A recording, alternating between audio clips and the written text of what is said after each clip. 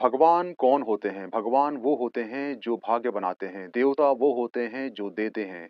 हमें बचपन से बताया गया था कि यह अंबेडकर जो कोट पेंट के भगवान हैं, दरअसल ये दलितों के भगवान हैं, पूरे देश के आइकॉन नहीं हैं।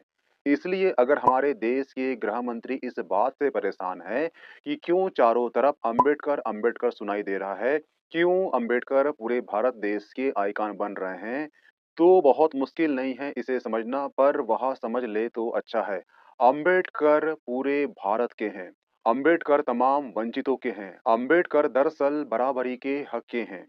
एक देश एक चुनाव में विपक्ष की आपत्ति यह है कि हमारे देश की जो तासीर है वो ऐसी है कि लोकसभा में अलग मन से वोट करती है, विधानसभा में अलग मन से वोट करती है और जो नगर निकाय है उसके मामले भी अलग हो जाते हैं। लोकसभा, विधानसभा और नगरीय निकाय में मामले, मुद्दे और इशू अलग-अलग होते हैं। अगर देश में एक साथ चुनाव होते हैं तो लोकसभा की चुनाव की जो धारा है वो देश में हर जगह बहेगी। यानी कि केंद्र सरकार में बैठे राजनीतिक दल को ज़्यादा फायदा हो सकता है।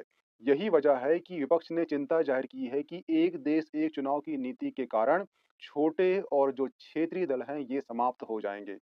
इस बारे में आप क्या सोचते हैं? कमेंट बॉक्स में कमेंट कीजिए। दुनिया भर के देशों में आर्थिक असंतुलन का अध्ययन करने वाले मशहूर अर्थशास्त्री थॉमस पिकेटी इन दिनों भारत में हैं।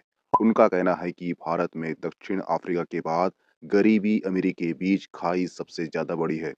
उन्होंने कहा कि शिक्षा, स्वास्थ्य जैसी अहम सेवाओं पर समुचित खर्चे के लिए जरूरी धनराशि देने देश के मात्र 167 अरबपतियों पर केवल 2% सुपर रिच टैक्स लगाकर हासिल की जा सकती है। उनके कथन के अगले कुछ घंटे में ही भारत सरकार के एक मुख्य आर्थिक सलाहकार ने कहा कि ऐसे किसी भी टैक्स से पूंजी का पलायन होगा और निवेश का माहौल खराब होगा। पिकेटी की बात को पूरी तरह खारिज करने के बजाय सरकार को तमाम पहलुओं पर सोचना होगा। आज भारत में केवल 10% लोग ही आय कर देते हैं, जबकि चीन में 40 साल पहले यह स्थिति थी। अभी हाल ही में विश्व प्रसिद्ध इतिहासकार युval नोहा हरारी ने आर्टिफिशियल, जिसे हम एआई कहते हैं, एआई को एलियन इंटेलिजेंस कहा। अब जो इतिहासकार है हरारी, उन्होंने आर्टिफिशियल को एलियन इंटेलिजेंस क्यों कहा, उसके पीछे इन्होंने रीजन बताया है कि जो आर्टिफिशियल होता है वो मानव बनाता है और मानव उसे खुद काबू करता है या उसे नियंत्रित कर सकता है या उसे कंट्रोल कर सकता है। परंतु जो आर्टिफिशियल का जो इंजीनियर है जिसने उसे बनाया है, वो ये खुद स्वयं समझ नहीं पा रहा है कि जो एआई है अपने निर्णय किस आधार पर लेता है, क्योंकि जो एआई है ये वर्तमान में झूठ बोलना सीख गया है जो आगे चलकर एक बड़ा खतरा पैदा कर सकता है। अब यहाँ पर जो इतिहासकार हरारी है उन्होंने एआई को एलियन इसलिए कहा है क्योंकि उन्होंने बोला है कि एआई के जरिए हम एक नई प्रजाति को जन्म दे रहे हैं। जिस प्रकार से दूसरे ग्रह के लोग पृथ्वी में आते हैं उसे हम एलियन कहते हैं, उसी प्रकार से एआई एक नई प्रजाति को जन्म दे रही है, इसलिए मैं इसे आर्टिफिशियल इंटेलिजेंस ना कहकर मैं इसे एलियन इंटेलिजेंस कहता हूँ। और आगे चलकर इन्होंने ये भी कहा है कि जो एआई है इसका अभी शुरुआती दौर है, जैसे कि अमीबा, अभी डायनासोर देखने को बाकी है। रिसेंटली 18 साल के भारतीय ग्रैंड मास्टर डी गुकेश ने शतरंज की दुनिया में इतिहास रच दिया। D Gukesh world chess championship जीतकर सबसे युवा चेस चैंपियन बन चुके हैं। 1985 में यह खिताब 22 की उम्र में गैरी कास्परोवा ने जीता था। ग्रैंड मास्टर विश्वनाथ आनंद के बाद यह उपलब्धि प्राप्त करने वाले डी गुकेश दूसरे भारतीय हैं।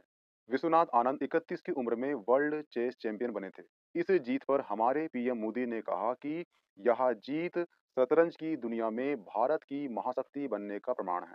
रिसेंटली अमेरिका के निर्वाचित राष्ट्रपति डोनाल्ड ट्रंप दूसरी बार टाइम्स मैगजीन के पर्सन ऑफ द ईयर चुने गए हैं। इससे पहले डोनाल्ड ट्रंप 2016 में टाइम्स मैगजीन ने राष्ट्रपति चुनाव में अप्रत्याशित जीत के बाद पर्सन ऑफ द ईयर नामित किया था। और ये ध्यान रखना कि 1930 में टाइम्स मैगजीन ने अपने कवर पर महात्मा गांधी की तस्वीर छापी थी और छापते हुए एक लेख में महात्मा गांधी को संत गांधी कहा था। और इससे पहले टाइम्स मैगजीन ने किसी के लिए भी संत शब्द का यूज नहीं किया था। वर्तमान में आरबीआई के गवर्नर कौन है? तो वो है संजय मल्होत्रा। नेक्स्ट क्वेश्चन पूछेगा आपसे कि वर्तमान में जो संजय मल्होत्रा है ये किसका स्थान लिए हैं? तो ये स्थान लिए हैं किसका? शशिकांत दास का। नेक्स्ट क्वेश्चन पूछेगा आपसे कि आरबीआई का गठन किस आयोग की सिफारिश पर हुआ था? तो वो है हिल्टन यंग आयोग की सिफारिश पर। नेक्स्ट क्वेश्चन पूछेगा आपसे कि हिल्टन यंग आयोग की स्थापना कब हुई थी या इसका गठन कब हुआ था? तो वो हुआ था 1926, 1926 को इसका गठन हुआ था।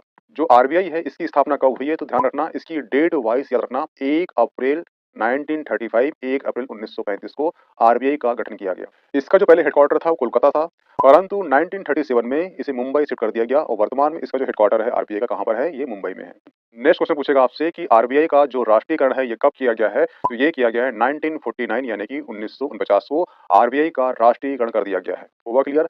और एक क्वेश्चन पूछ सकता है आपसे कि वर्तमान में जो संजय मल्होत्रा है ये किस नंबर के आरबीआई गवर्नर है, तो ये 26वें नंबर के आरबीआई गवर्नर है। क्योंकि ये जो व्यक्ति हैं इनका नाम है नरेश चंद्र सिंह, और नरेश चंद्र सिंह जो है ये मध्य प्रदेश के पहले आदिवासी सीएम रहे हैं। और कैसे सीएम रहे हैं? ये रहे हैं कार्यवाहक सीएम रहे हैं। हुआ क्लियर? ठीक है। इनका संबंध गुण जनजाति से है और इनका संबंध जो है अविभाजित सीजी से था। हुआ क्लियर? ठीक है। और ये मध्य प्रदेश में जो पहली विधानसभा थी उसमें पंडित रविशंकर शुक्ल के ये कैबिनेट मंत्री भी रहे हैं। 1952 में इन्हें चुनाव जीता था और ये मध्य प्रदेश के पहले आदिवासी सीएम है। इसे आईएमपी लगा लो। और सीएम कैसे थे? ये थे कार्यवाहक सीएम थे।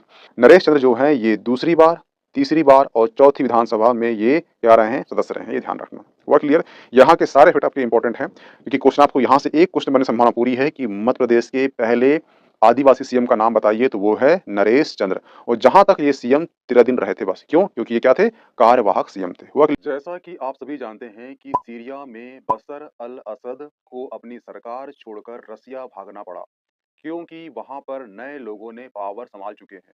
बड़ी इंटरेस्टिंग बात आप ये देखिए कि आज से 16 साल पहले 2008 में लीबिया के पूर्व शासक गद्दाफी ने बशर अल असद को वार्निंग दी थी कि मुझे भी मार दिया जाएगा और एक एक करके जो मुस्लिम कंट्री है वहां पर सरकारें बदली जाएगी।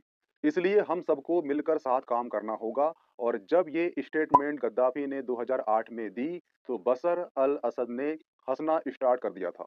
अगर गद्दाफी की 2008 में जो स्टेटमेंट है उसको अगर सीरियसली लिया जाता तो 2024 में जो कई देशों में सरकारें बदली है इसे रोका जा सकता था। रिसेंटली रातापानी को मध्य प्रदेश का टाइगर रिजर्व बना दिया गया है और ये मध्य प्रदेश का 9वां टाइगर रिजर्व होगा। रातापानी की स्थापना 1976 में की गई थी। ये ध्यान रखना कि मध्य प्रदेश का पहला मछली घर और मध्य प्रदेश का पहला तितली घर यहीं पर स्थित है।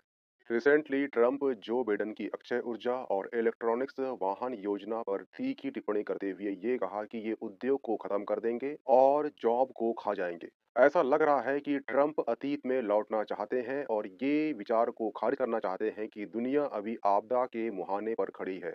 दुनिया को अभी सबसे ज्यादा जरूरत है हरित परिवर्तन की। इसलिए कहा जा रहा है कि ट्रंप की वापसी पर्यावरण के लिए एक बुरी खबर है। जिस मैच का सबको इंतजार था वह फाइनली स्टार्ट हो चुका है। Bharat versus China world chess champion match. Bharat की ओर से गुकेश और चाइना की ओर से डेन लेरिंग टोटल 14 मैच खेलने वाले हैं और यह मैच कल 25 नवंबर से स्टार्ट हो चुका है और ये 12 दिसंबर तक यह मैच खेले जाएंगे। अगर इसके बाद भी ये मान ले कि मैच टाई रहता है तो 13 दिसंबर को टाई ब्रेक मैच होगा और 14 दिसंबर तक दुनिया के पास एक नया वर्ल्ड चेस चैंपियन होगा। और दुनिया भर के एक्सपर्ट यह कह रहे हैं कि इंडिया के गुकेश चीन के डिन लैरिंग को आराम से हरा देंगे। अगर ऐसा होता है तो विश्वनाथ आनंद के बाद पहली बार एक इंडियन बनेगा वर्ल्ड चेस चैंपियन। 26 नवंबर 1949 को हमारा संविधान संविधान सभा द्वारा स्वीकृत हुआ था। इसी दिन को संविधान दिवस कहा जाता है और 2015 से हमारी मोदी गवर्नमेंट ने 26 नवंबर को संविधान दिवस मनाने की शुरुआत की थी। परंतु हमारा संविधान लागू हुआ था 26 जनवरी 1950 को। उसके पीछे रीजन है 1930, क्योंकि 26 जनवरी 1930 को रावी नदी के तट के किनारे पहली बार झंडा फहराकर इंडियन नेशनल कांग्रेस ने भारत को पूर्ण स्वराज्य की घोषणा की थी। इसलिए 26 जनवरी 1950 को हमारा संविधान लागू हुआ था और 26 जनवरी को ही हम गणतंत्र दिवस मनाते हैं। रिसेंटली प्राइम मिनिस्टर के खास माने जाने वाले गौतम अदानी पर अमेरिका ने एलिगेशन लगाते हुए ये कहा कि गौतम अदानी ने सौर ऊर्जा का कॉन्ट्रैक्ट लेने के लिए 2200 करोड़ की रिश्वत दी है। आप क्वेश्चन ये उठता है कि अमेरिका इसमें एक्शन क्यों ले रहा है, क्योंकि जो 2200 करोड़ है वो गौतम अदानी ने अमेरिकी निवेश से जुटाए हैं। इसलिए इस प्रकार का ये थर्ड अटैक है। फर्स्ट अटैक था हिंडनबर्ग का, सेकंड अटैक था ओपन सोसाइटी का, अब यूएस गवर्नमेंट आ चुकी है। बट ये कहानी पूरी तरह से चेंज हो जाएगी क्योंकि कुछ दिनों बाद ही डोनाल्ड ट्रंप प्रेसिडेंट बनने वाले हैं। रिसेंटली कनाडा के मीडिया ने पहली बार भारत के प्रधानमंत्री मोदी जी को टारगेट लेते हुए ये कहा कि पीएम मोदी और भारत के गृह मंत्री दोनों को पता था निज्जर की हत्या के बारे में। और काफी बड़ी बात यह है कि कनाडा का मीडिया सोर्स के रूप में ये कह रहा है कि ये बात इंडियन ऑफिसर ने उनको बताई है। इंडियन गवर्नमेंट ने ये कहा है कि ये नाम खराब करने के लिए किया जा रहा है। भारत और कनाडा के रिलेशन पहले से ही खराब चल रहे हैं, उसे और खराब करने की कोशिश की जा रही है।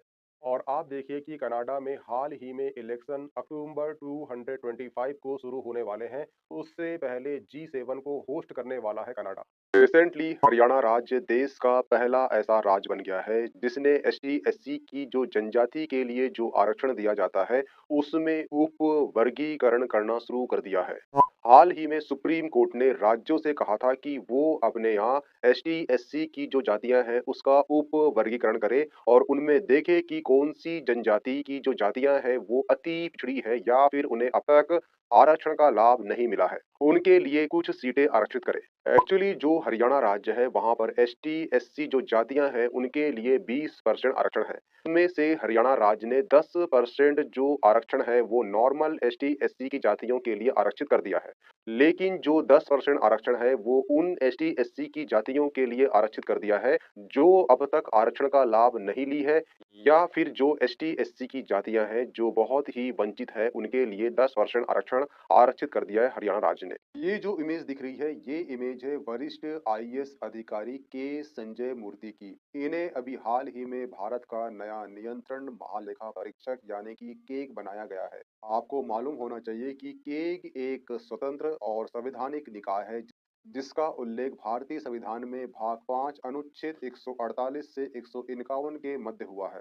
केग की स्थापना 1858 में हुई थी जिसका वर्तमान स्वरूप 26 जनवरी 1950 का है। प्रथम केग थे एडवर्ड ड्रमंड और स्वतंत्र भारत के प्रथम केग थे वी नरहरि राव और वर्तमान केग बनाया जा रहा है वरिष्ठ आईएएस अधिकारी के संजय मूर्ति को। रिसेंटली अमेरिकी राष्ट्रपति जो बाइडेन अपना पद छोड़ने से पहले यूक्रेन को रूस के लंबे दूरी के ठिकानों पर हमले करने की परमिशन दे दी है। इस पर ट्रंप के बड़े बेटे जूनियर ट्रंप ने कहा कि जो बाइडेन अपनी हार से बौखला गए हैं और इसी बौखलाहट के कारण पूरे वर्ल्ड को वर्ल्ड वॉर 3 में ढकेलना चाहते हैं। और मैं आपको बता दूं कि जो बाइडेन के इस फैसले की कड़ी निंदा एलन मस्क और कई बड़े नेताओं ने की है। ये जो इमेज दिख रही है आपको ये इमेज है निटम्बो नंदी नदेत वहा की। यह अभी हाल ही में नामीबिया देश की राष्ट्रपति बनी है।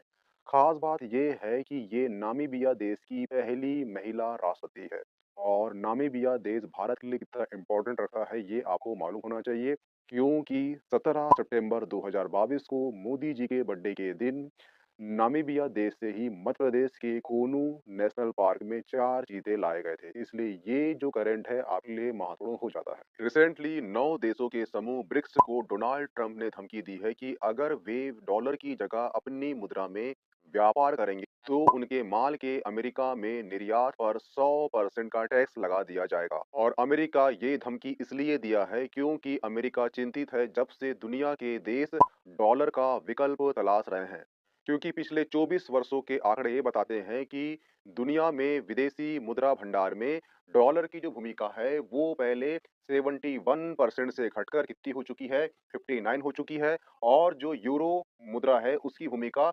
18% से बढ़कर 20% हो चुकी है और जो अन्य मुद्रा है उसका परसेंट 11% से बढ़कर 19% हो चुका है और जो चीन की मुद्रा है उसका परसेंट 3 गुना बढ़ चुका है। इसीलिए डोनाल्ड ट्रंप ने ये धमकी दी है, परंतु ये धमकी भारत और चीन के लिए भी अहम रखती है। अभी हर वर्ष 21 दिसंबर को विश्व ध्यान दिवस मनाया जाएगा। इस प्रस्ताव को 193 देशों वाली यूएन की महासभा ने स्वीकारा। भारत के लिए ये अच्छी बात इसलिए है क्योंकि इस प्रस्ताव का जो मार्गदर्शन है ये भारत ने किया था। ये ध्यान रखना कि जो ध्यान है इसका संबंध सांसों से है, सांस का संबंध भगवान शिव से है और शिव का संबंध मृत्यु से है। आप देखना जब आपका जन्म होता है तो सबसे पहले आपकी सांस आती है और जब आपकी मृत्यु होती है सबसे पहले आपकी सांस ही जाती है। इसलिए जो ध्यान है हमारे जीवन का एक महत्वपूर्ण अंग है। इसी वजह से 21 दिसंबर को विश्व ध्यान दिवस मनाया जाएगा।